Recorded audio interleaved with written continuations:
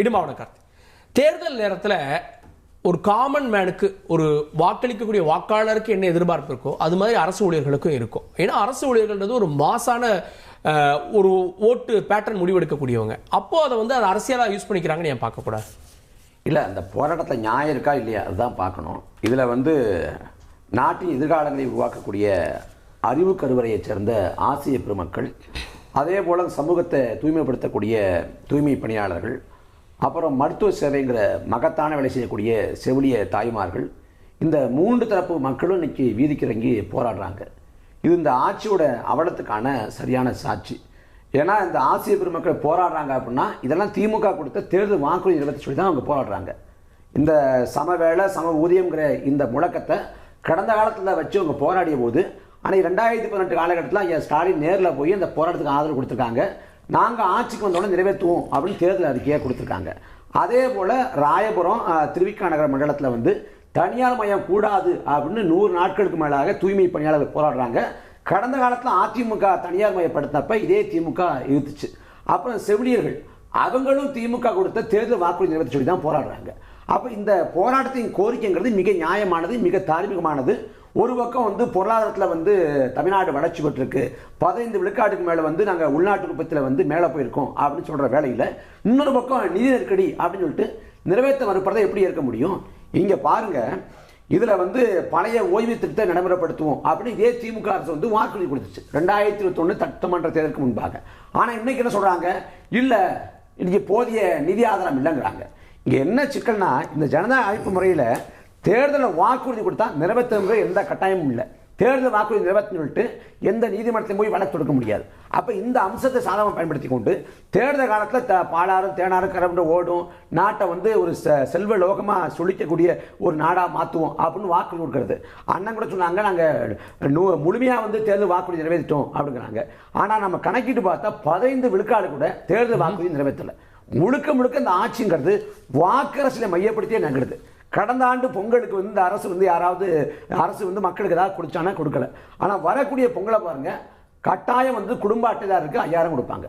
ஏன்னா இந்த அரசுங்கிறது மக்களோட வாழ்வாதாரம், வாழ்வியல் மேம்பாடு, அவங்களோட நலவாழ்வு, அதை பற்றி எந்த கவலையும் இல்லை. முழுக்க வாக்கு அரசியல் தான். அப்போ இந்த வாக்கு அரசியலை மையப்படுத்தி அவங்க இயங்குறாங்க. இதில் இந்த போராடக்கூடிய தூய்மை பணியாளர்கள், அப்புறம் செவிலியர்கள், ஆசிரிய பெருமக்கள், இவங்க கோரிக்கை எல்லாம் மிக நியாயமானது. வாழ்வாதாரம் கெட்டு போராடுறாங்க. இடைநிலை ஆசிரிய பெருமக்களுக்கு என்ன ஊதியம் இருக்குது?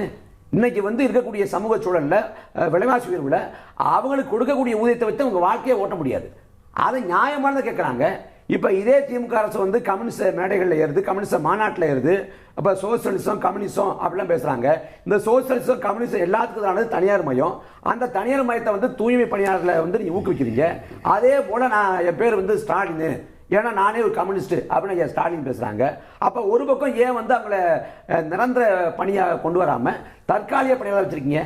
தற்காலிக பணியாளர்னா அதிக வேலை வாங்கலாம், சம்பளத்தை குறைவாக கொடுக்கலாம் அப்படிங்கிற உழைப்பு சொன்னது தான் முதன்மையான நோக்கம். அப்போ இங்கே பேசுறது ஒன்று, செயல்பாடு ஒன்றா இருக்குது. இப்படி சமூகத்தில் அடித்தட்டில் இருக்கக்கூடிய விளிமணியில் இருக்கக்கூடிய இந்த துறை சார்ந்த மக்களை எல்லாம் போராட விட்டுட்டு நாங்கள் சமூக ஆட்சி கொடுக்கணுங்கிறது ஏமாற்றம் இல்லையா? இல்லை, அதில் அடிப்படையில் தற்காலிக பணியாளர்கள் பணி நிரந்தரம் பண்ணணும்னு போராடுவாங்க. பணி நிரந்தரம் செய்யப்பட்டவங்க அடுத்த கோரிக்கைகளை நோக்கி போராடுவாங்க. அதில் இன்னும் 10 ஆண்டுகளுக்கு மேலே பணியாற்றினவங்க பழைய பென்ஷனுக்காக போராடுவாங்க. இல்லை, எங்களுக்கு மத்திய அரசுக்கு நிகரான ஊதியம் கொடுங்க அப்படின்னு போராடுவாங்க. இந்த போராட்டம் ஏதோ ஒரு வகையில் இருக்கல. காமன் மேன் ஆஸ்பெக்ட்ல பாருங்க, அரசு ஊழியர் போராட்டம், இந்த போராட்டங்கள் எங்கேயுமே நியாயமான நியாயம், ஆனா எங்கேயுமே நிறைவு பெற்றது இல்லை அப்படின்றதான ஒரு இந்த போராட்டங்கள் எல்லாம் கடந்த காலத்தை ஆதரிச்சு தானே திமுக. இந்த போராட்டங்கள் அதிமுக காலத்தில் நடக்குது. அதிமுக காலத்தில் நடக்கிறப்ப இதே திமுக ஆதரிச்சுல, ஆதரவு என்னாங்கல்ல. இதுல போராட்டத்தை தூண்டி விடுறாங்கிறாங்க. போராட்டத்தை தூண்டி விட்டாலும் எந்த தவறும் இல்லை. அந்த கோரிக்கை சரியானதா, அது ஏற்புடையதா, தர்க்க நியாயம் கொண்டதான்னு பார்க்கணும். அப்படி பார்க்குறப்ப இந்த நான் நியாயமான ஒரு கருத்து கார்த்திகிட்ட சொன்னேன். நாங்கள் அவங்க போராடும் போது நாங்களும் கூட போய் இருந்து போராடினோம், மாற்று கருத்து இல்லை. ஆனால் ஏன் இன்னைக்குன்னா அன்னைக்கு எடப்பாடி நிறைவேற்றுவதற்கான வாய்ப்புகள் இருந்தது. ஏன்னா ஒன்றிய அரசு இதுவும் ஒன்னா இருந்ததுனால வாய்ப்பு இருந்தது. அவர் ஏமாத்தினாரு, நாங்க ஏமாத்தல. ஏன்னா எங்களுக்கு ஆதரவு கொடுக்க கூட ஆள் இல்லை, எல்லாம் பிஜேபிக்கு ஜாலராவா இல்லைண்ணே. இப்போ என்ன பண்றது? ராயபுரம் திருவிக்கா நகர் இதை தனியார் மயப்படுத்த வேண்டிய அவசியம் என்ன? எங்க நீங்க ஒண்ணு புரிஞ்சுக்கணும். இங்க கரண்ட்ல எவ்வளவு நாங்கள் வளர்ச்சி பாதையை நோக்கி எவ்வளோ சிரமப்பட்டு உலக நாடெல்லாம் கையெழுந்துட்டு இங்கே தமிழனுக்கு வேலை கொடுக்கறதுக்கு வாய்ப்பை தேடி ஓடுறோம். உடனே நாங்க போய் எங்களுக்கு ஒன்னு ரெண்டு குற்றச்சாட்டை வச்சுக்கிட்டு முட்டுக்கட்டை போட்டுட்டே இருந்தா என்ன முட்டுக்கட்டை? அதாவது திமுகங்கிறது அது என்ன முட்டுக்கட்டை? திமுகங்கிறது சிறந்த எதிர்கட்சியா இருக்கிறப்ப எல்லா போராட்ட களங்களையும் இது பங்கெடுப்பாங்க, போராட்டங்களை செய்வாங்க. ஆனா ஆளுங்கட்சி ஆனா அப்படியே முழுக்க அடக்குமுறையை சொல்லிருக்காங்க. சிறந்த எதிர்கட்சி தலைவர் பதவியை பரிசளிப்போம் அரசு ஊழியர்கள் ஆசிரியர்களே சொல்லிருக்காங்க அவங்க போராட்டத்தை. தேர்தலுக்கு இன்னும் ஒரு 3 மாதம் முழுசா இருக்கு. ஏப்ரல் மாதம் நம்ம தேர்தலுக்குள்ள போயிருவோம். அரசு ஊழியர்களுடைய போராட்டம் இதெல்லாம் நடந்ததுன்னா பப்ளிக் சென்டிமெண்ட் எப்படி இருக்கும் அப்படின்னு ஒண்ணு இருக்குல்ல, இதை அரசு எப்படி சமாளிக்க போகிறது? ஒரு நல்ல செய்தி. அதற்கு முன்பு இன்னும் சில மணி நேரங்களிலே புத்தாண்டு. தந்தி தொலைக்காட்சி நேயர்கள் அனைவருக்கும் புத்தாண்டு வாழ்த்துக்கள், தமிழர்களுக்கு புத்தாண்டு வாழ்த்துக்கள் ஒரு பக்கம் இருக்கட்டும். இன்னைக்கு ஒரு நல்ல செய்தி. தமிழக முதல்வர் ஆசிரியர்களுக்கும் அரசு ஊழியர்களுக்கும் பழைய ஓய்வூதிய திட்டத்தை செயல்படுத்துவதற்கு ஒரு அறிக்கையை இன்று திரு ககன்தீப் சிங் பேடி தலைமையில் உருவானது வந்திருக்கிறது. அது இன்றைய சட்டமன்ற கூட்டத்தொடருக்கு முன்பால் அறிவிக்கப்படும். நிச்சயமாக இந்த பெரும்பாலான போராட்டங்களுக்கு ஒரு முடிவுக்கு வரும். அதற்கான ஒரு நல்ல சூழல் ஏற்பட்டிருக்கிறது. இன்னொரு அறிவிப்பு வந்திருக்கிறது. பொங்கல் பரிசு என்பது அனைத்து ரேஷன் அட்டைதாரர்களுக்கும் அதற்கு ஏறத்தாழ சுமார் 400 கோடி ரூபாய்க்கு மேல் ஒதுக்கப்பட்டிருக்கிறது. 200. ஆமா, அரசு சரியான எதிர்க்கட்சியாகவும் தமிழக முதல்வர் இருந்தார். இப்பொழுது சரியான ஆளுங்கட்சியாகவும் இருந்து கொண்டிருக்கிறார். மக்களுக்கு என்ன செய்ய வேண்டும் என்பதை செய்து கொண்டிருக்கிறார். இப்ப சப்ஜெக்டுக்கு வருவோம். போராட்டம் என்பது எப்படி மூக்குன்னு இருந்தால் சளி இருக்கும், அதனால காதுன்னு வந்து அழுக்கு வரும். எல்லா ஆட்சிகளையும் போராட்டங்கள் நடக்கும். ஆனால் அந்த போராட்டங்களை நேரில் போய் பேசி அவர்களுக்கு தேவையானதை வழிவகுக்கக்கூடிய ஆட்சியாக இந்த ஆட்சி இருக்கிறது. இப்ப சம ஊதியம் சம வேலைன்னு சொன்னாங்க இல்லையா, அந்த செவிலியர்களை இந்த ஆட்சி வந்த பிறகு அவர்களுக்கு வேலை கொடுத்தது கான்ட்ராக்ட் அடிப்படையில் 11 மாசம் அடிப்படையில்.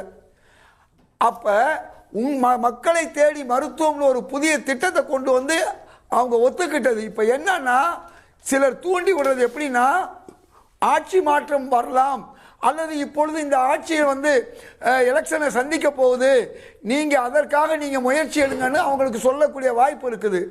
இந்த வகையில் ஒரு போராட்டத்தை அவர்கள் நேற்று பேச்சுவார்த்தையிலே முடித்து வைத்திருக்கிறார்கள். இதை முதல் புரிந்து கொள்ளணும். அவர்கள் உணர்ந்து அந்த போராட்டத்தை நிறுத்தி இருக்கிறார்கள். இரண்டாவது, தூய்மை பணியாளர்கள் விஷயத்தை பொறுத்தவரை அவர்களுடைய போராட்டத்தை நானும் போய் அந்த பணியாளர்களை பார்த்தேன், பேசி இருக்கிறேன். அவர்களுக்கான ஆவணம் செய்வதாக அரசாங்கம் சொல்லி இருக்கிறது. ஆனால் போராட்டம் என்பது எப்படி இருக்கணும்னு சொன்னா எந்த இடத்துல போராடணுமோ அங்கே போராடணும். திடீர்னு சாலை மறியல் செய்வது, திடீர் என்று சம்பந்தமில்லாத அலுவலகங்களுக்கு முன்னால் மறியல் செய்வது, எந்த அறிவிப்பு இல்லாமல் செஞ்சா அது எந்த ஆட்சியாக இருந்தாலும் அவர்களை கைது செய்து மாலையில விடுவார்கள். அப்படி இபிஎஸ் ஆட்சியில் செஞ்சப்ப எதிர்ப்பு தெரிவிச்சீங்க சார், உங்க ஆட்சியில பண்ணீங்களேன்னு கேக்குறாங்க. இபிஎஸ் ஆட்சியில இப்படி தானே பண்ணாங்க. அதுக்கு இதுக்கு உள்ள வித்தியாசம் பாருங்க.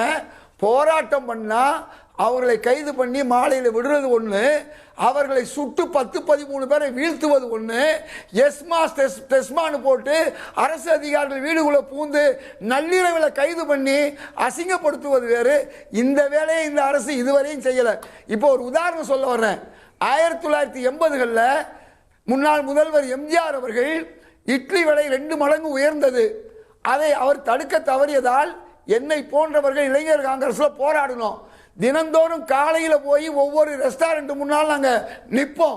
எங்களை அரெஸ்ட் பண்ணுவாங்க, மாலையில் விடுவாங்க. இப்படி நான் 7-8 நாள் தொடர்ந்து போராடி தொடர்ந்து போனேன். 4வது நாள் என் வீட்டில் என் மனைவிக்கு பிரசவம், முதல் குழந்தை பிறக்குது, இறந்தும் போகுது. என்னால் போக முடியல.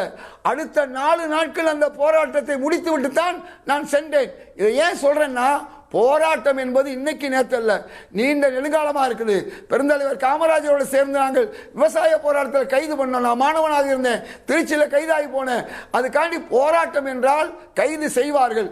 ஆனால் அந்த ஆட்சிக்கும் இந்த ஆட்சிக்கும் உள்ள வித்தியாசம் துப்பாக்கி சூடு, அடிதடி, அதே போன்று இரவில போய் ஆசிரியர்களை டெஸ்மா இஸ்மான் சொல்லி கொடுமைப்படுத்தியது, இந்த மாதிரி எந்த விதமான ஒரு அராஜக போக்கு இந்த தமிழக முதல்வர் ஸ்டாலின் அவர்கள் ஆட்சியில் இல்ல.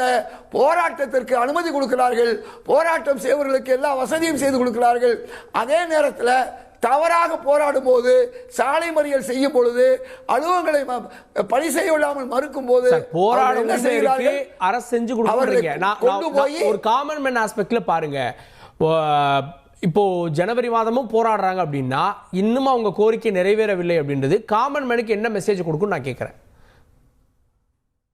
நான் உங்களுக்கு தெளிவா சொன்னேன். 2 பெரிய செய்தி வந்திருக்கு. ஏறத்தாழ 42,000 கோடி திட்டம், இந்த பழைய ஓய்வூதிய திட்டம், இது எல்லா வகையான அரசு ஊழியர்கள் ஆசிரியர்களுடைய பிரச்சனை அதுல பெரும்பாலும் தீர்ந்துவிடும். அதுக்கான முயற்சி இவர் செஞ்சிருக்காரு. இன்னொன்னு தெரியுமா, 2009 2010 அன்றைக்கு அரசு ஊழியர்களாக வேலைக்கு சேர்ந்தவர்கள ஏறத்தாழ 2011 இருந்து 2021 வரை அதிமுக ஆட்சி இருந்தது. அந்த ஆட்சி கிடப்பில் போட்டது. நான் கேட்கிறேன், இப்ப போராடுகிறார்கள். ஆனா முதல்வர் ஸ்டாலின் அவர்கள் ஆட்சி காலத்தில் போராடுறாங்க, நியாயம், நான் வரவேற்கிறேன். ஆனா நடந்தது என்ன?